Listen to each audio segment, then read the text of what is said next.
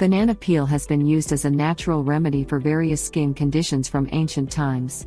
It has many potent compounds that provide skin care, hair care and teeth whitening benefits. But is banana peel good for warts?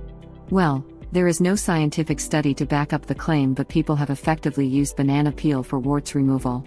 However, studies show that a number of active compounds in banana peel may offer benefits that can be effective in getting rid of warts. For example, a 2012 study found that it has anti-inflammatory properties. Another study in 2018 found that banana peel is rich in phenolics with strong antimicrobial and antioxidant properties. All these properties are good to dissolve warts. Warts are harmless growths on the skin caused by human papillomavirus, HPV. They can go away on their own within weeks, months or years. Warts, though harmless, are contagious, so it is better to get rid of them early. Try natural remedies before considering chemical-based ointments and cream. Banana peel is an easily accessible remedy. It is also rich in potassium besides being antimicrobial. Potassium can dissolve the wart slowly in layers. In fact, it has been established that people with potassium deficiency are at higher risk of getting warts. Continuous use of banana peel can remove the wart in weeks.